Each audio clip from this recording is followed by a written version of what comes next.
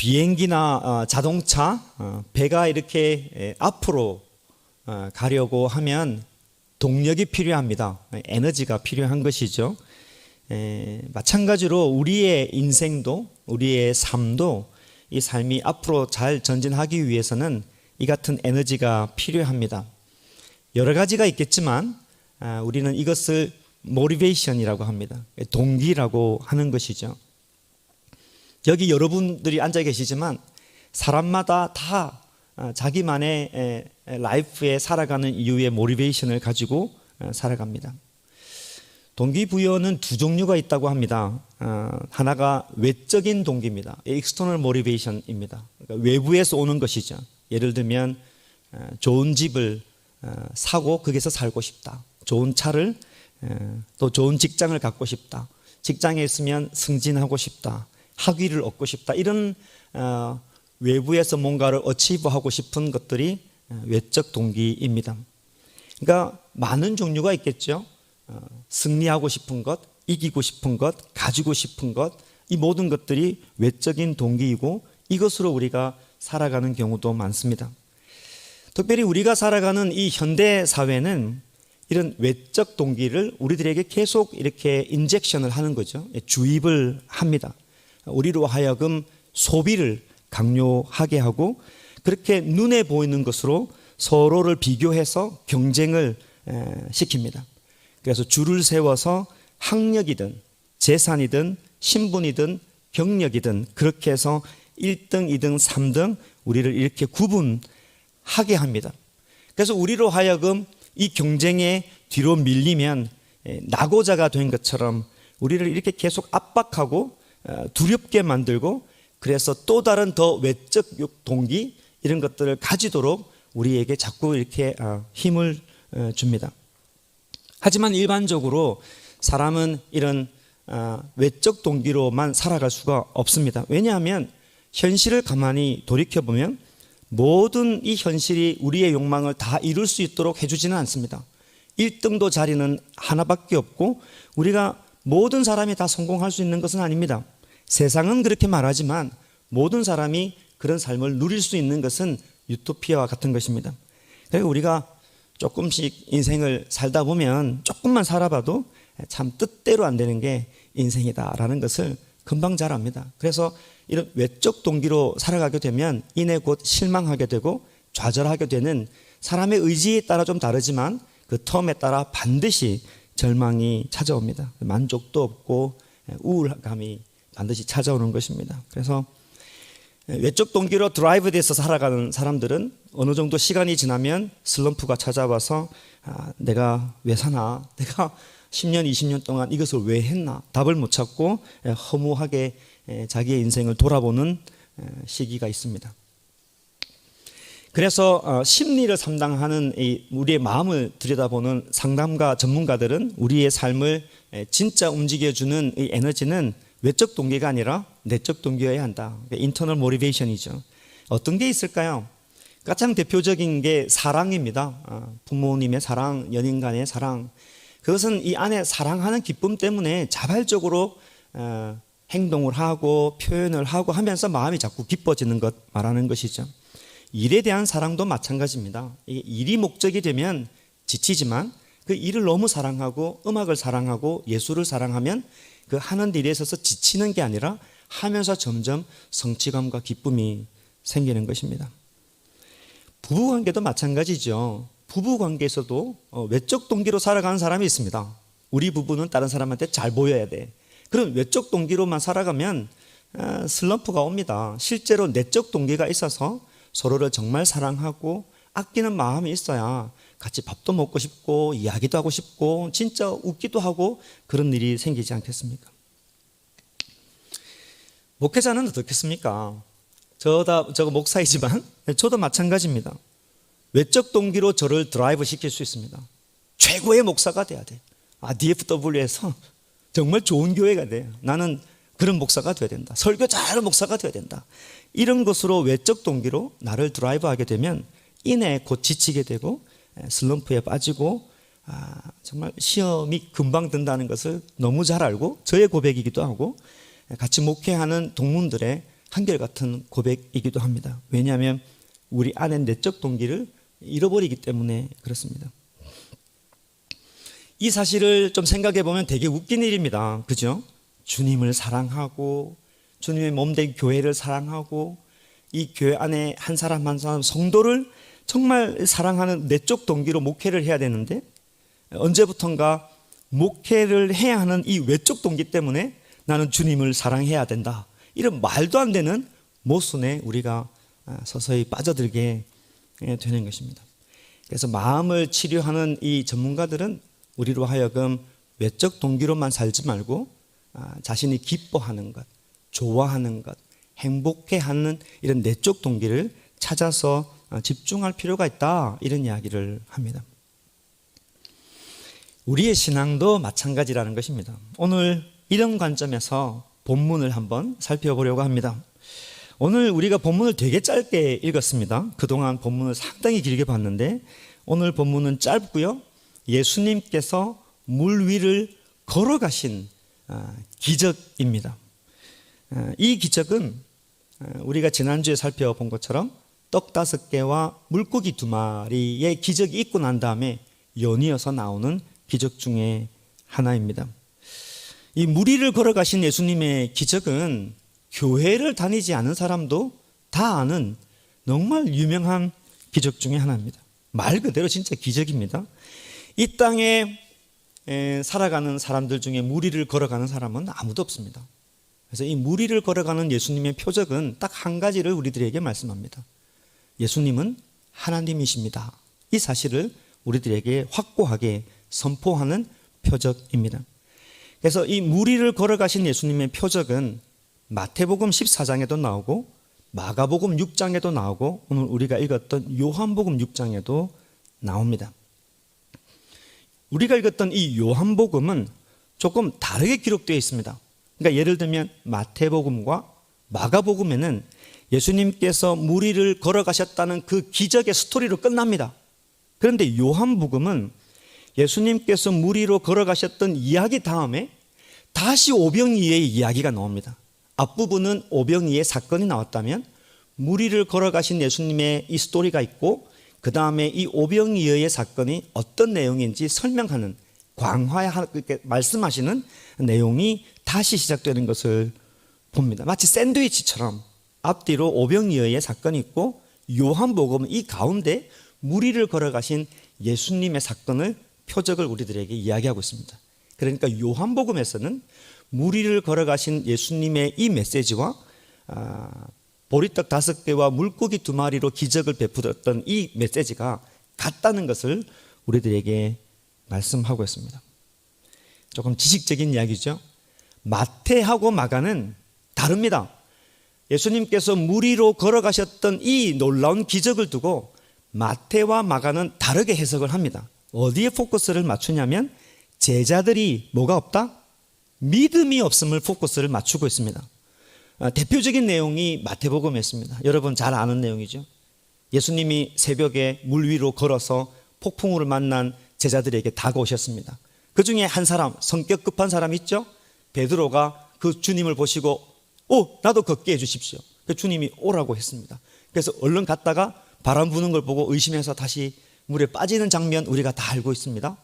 그때 예수님께서 하셨던 말씀이 믿음이 적은 자여 왜 의심하느냐, 이렇게 물 위를 걸어가셨던 이 장면을 통하여서 믿음이 없음을 지적하고 있습니다. 근데 요한복음에서는 예수님이 물 위로 걸어가셨던 이 장면을 통해서 특별히 카메라를 한 곳에 포커스하고 있는데 그 한 단어가 영접하는 겁니다. 예수님을 영접해야 합니다. 이렇게 강조하고 있습니다. 21절 말씀입니다. 21절 말씀에 보면 이에 기뻐서 배로 영접하니 배는 곧 그들이 가려던 땅에 이르렀다, 이렇게 되어 있습니다. 원문으로 그대로 해석을 좀 정확하게 직역을 하면 그러므로 그들이 그분을 배 안으로 영접하기를 기뻐하였다라고 표현되어 있습니다. 그리고 요한은 이렇게 예수님을 배 안으로 영접하니까 어떤 일이 일어났는지를 설명하고 있습니다. 어떤 일을 설명하냐면 예수님을 영접한 즉시 배가 원래 가려고 했던 그곳으로 반대편으로 가게 되었다라고 설명을 하고 있습니다. 그래서 예수님을 영접하고 살아가는 신앙이, 삶이 얼마나 중요한지를 설명하고 있습니다. 예수님이 있을 때와 없을 때의 차이점을 말씀하고 있는 것입니다. 정리를 하자 그러면, 요한복음에는 제자들이 배를 타고 동편에서 서편으로 이렇게 가야 되는데, 원래 가야 되는 곳이 있지만 예수님이 없어서 바람이 불고 고난을 당하는 장면이 있었지만, 예수님을 만나고 예수님을 영접하고 난 다음에는 원래 가려고 했던 서쪽 지역으로 가게 되었다. 이렇게 스토리가 끝나는 것이 오늘 저와 여러분이 읽었던 말씀의 요약이 됩니다. 자, 이제 설교에 조금 더 한 단계 더 들어가 보는데요. 그렇다면 우리의 질문이 있습니다. 어떤 질문이 있냐면, 예수님의 제자들입니다. 예수님을 모르는 사람들이 아닌 거예요. 예수님의 제자들은 이미 예수님과 함께 다니는 사람들입니다. 왜 이 사람들이 예수님을 영접하고 살아가는 삶이 왜 그렇게 중요한지를 다시 이 고난의 파도 가운데서 배워야 했습니까? 예수님의 제자들은 이미 예수님을 모시고 함께 살아가는데, 왜 다시 이 사람들은 예수님을 영접하고 살아가는 삶이 중요한지를, 레슨을 배워야 하는가 하는 것입니다. 자, 이 마음을 이제 추적을 쭉 할 텐데요, 저를 따라서 잘 오시면 되겠습니다. 그러려면 지난전에 우리가 살펴봤던 이 오병이요, 떡 5개와 물고기 2마리로 적어도 10,000명 이상 먹이셨던 이 사건 속에서 제자들의 마음이 어땠을까라고 한번 살펴볼 필요가 있습니다. 집에 손님 한 20명 정도 접대를 하려고 그러면 진짜 힘듭니다. 그죠? 집사님? 정말 뭐 20명, 30명을 한번 식사 섬기려고 하면, 물론 이 가운데 고수분들은 너무 잘하겠지만 정말 힘듭니다. 할 일이 많아요. 근데 생각해 보면 떡 5개와 물고기 2마리로 10,000명이 넘는 사람을 먹여내는 것은 보통 힘든 일이 아닙니다. 제자들은 자신들의 손으로 예수님께서 축사하시고 어떻게 모양으로 알 수는 없지만 이 풍성하게 된 떡과 물고기를 사람들에게 전달하는 놀라운 것을 경험하게 됐습니다. 이 제자들의 마음이 어땠을까 하는 것이죠. 또 사람들이 이 예수님을 외면하지 아니하고 배부르게 먹고 난 다음에는 이 기적을 보고, 야, 이 예수님이 우리가 그렇게 기다리던 그 선지자다. 이분은 우리 왕이 되어야 된다. 그렇게 사람들이, 많은 사람들이 예수님께 달려들었을 때 옆에 있는 제자들은 무슨 생각을 했을까요? 그렇구나. 내가 모시고 있는 분이 하나님의 아들이셨구나. 이분이 정말 하나님이시구나. 이분이 정말 메시아구나. 그렇게 깨닫고 내가 이 예수님의 제자가 되었다는 사실이 얼마나 영광스러운지 깨달아야 되지 않겠습니까? 그런데 그러지 않았다는 것입니다.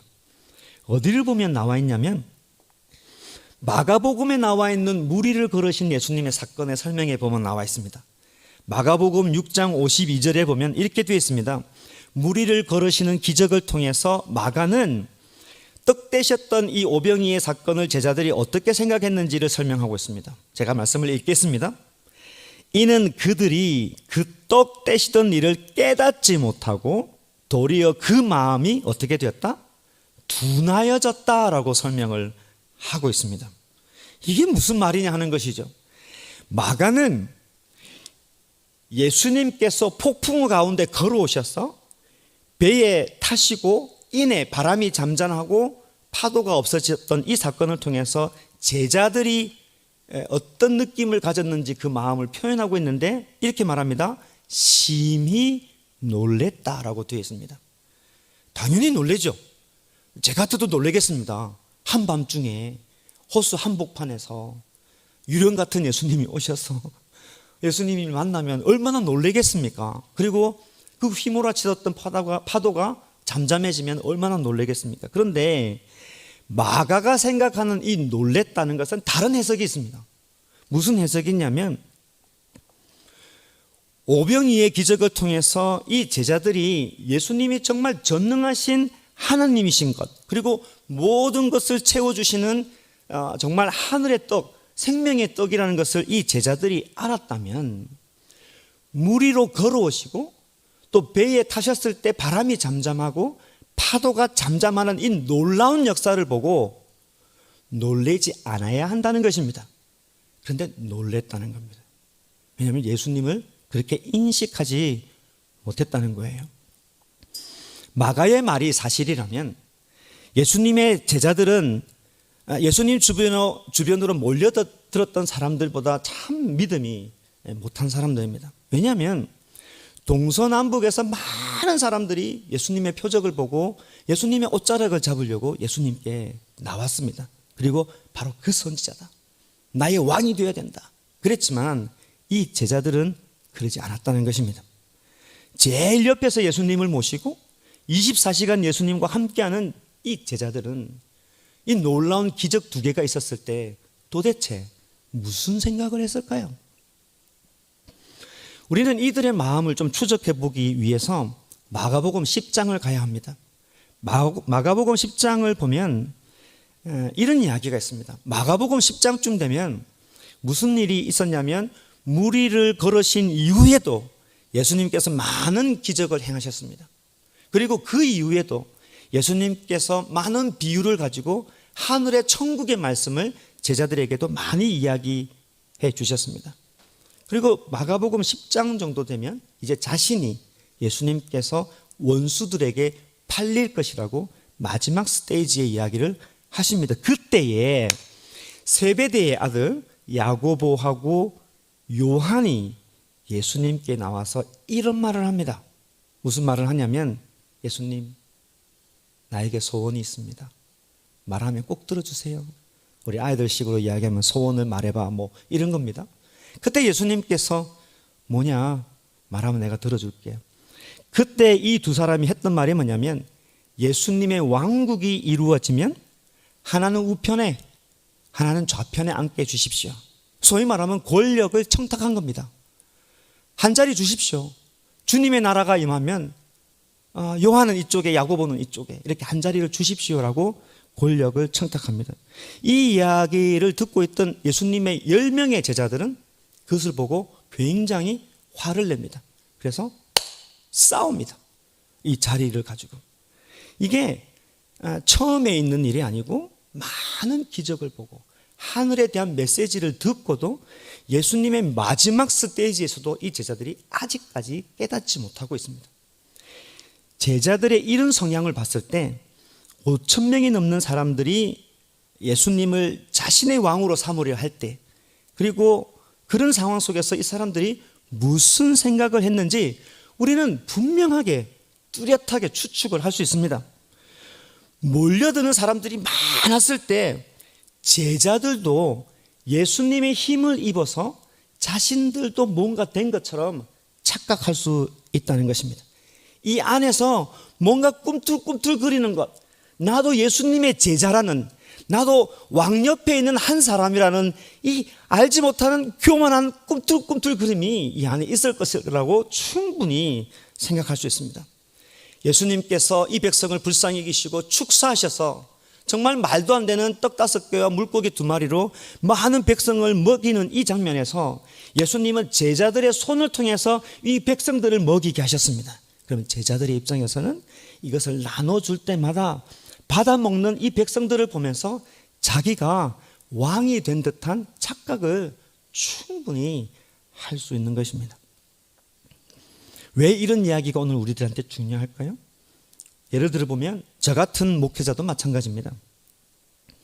처음에는 주님을 위해서 헌신한다고 합니다. 교회 개척을 하고 시작을 하니까 오직 주님만. 그런데 오늘 이처럼 예상치 못하게 오병이의 사건이 터지고 교회 성도들이 점점 많아지고 이제 이쪽 사이드가 아니라 이쪽 사이드도 다 차고 제가 여기서 설교하는 것이 아니라 여기서 설교하는 때가 오면 나도 변할 수 있다는 것입니다. 하나님께서 다 해주셨는데 왕 대신 하나님께서 행진하는데 마치 내가 한 것처럼 착각할 수 있다는 것입니다. 그러니까 외적 동기가 내적 동기를 이겨나가는 것입니다.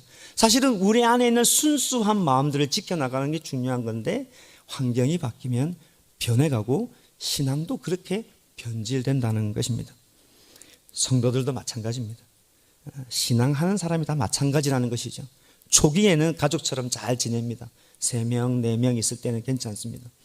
그러다가 교회 사람들이 많아지고 조직이 갖추어지고 교회 사역을 위해서 나중에는 어쩔 수 없이 누구를 세워야 됩니까? 직분자를 세웁니다. 교회의 시험은 어디서 온다? 바로 거기서 시작이 됩니다. 교회 똑같이 왔는데 왜 저 사람은 직분자고 나는 아닐까? 여기서부터 우리의 동기가 내적 동기에서 외적 동기로 바뀌어지게 됩니다. 사람이 없을 때는 조용하게 교회를 다녔는데 사람이 많아지니까 그 사람들의 위치 속에서 나의 위치가 어딜까를 생각하기 시작한다는 것입니다. 지금 제가 말하고 있는 이 모든 말들은 무슨 말입니까? 주님을 사랑하는 그 기쁨의 내적 동기는 사라지고 자신의 욕망을 채우려고 하는 외적 동기가 우리 가운데 자리 잡으려고 하는 겁니다. 이게 참 중요한 이야기입니다.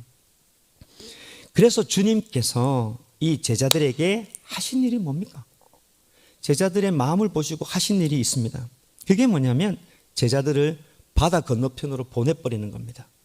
오늘 말씀에 보면 16절 말씀에 저물매, 날이 저물었습니다. 백성들을 다 먹이고 제자들이 바다에 내려가서라고 되어 있습니다.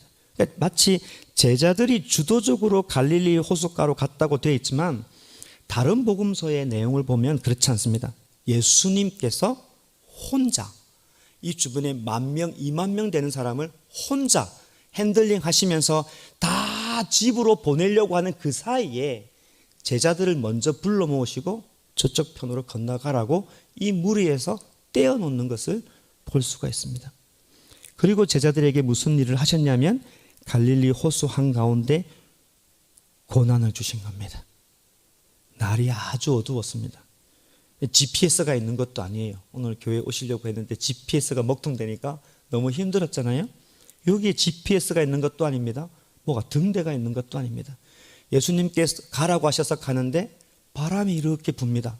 근데 뒤돌아 가려고 하니 이미 너무 와서 괜찮겠지 하다 보니까 호수 한가운데 가장 새벽에 딱 서게 되었습니다. 폭풍이 계속 불게 되는 것이죠. 원고에는 없지만 우리 줄리 전사님도 당황하실까 봐 제가 정말로 죽기 직전의 상황이 한 번 있었습니다. 교통사고에 막 차가 점프를 해가지고 떨어지는데 낭떠러질까 살 길일까 이 사이에 있었습니다. 사람이 그때 되면 순식간으로 모든 필름이 쫙 지나갑니다. 저는 그런 경험을 해봤습니다.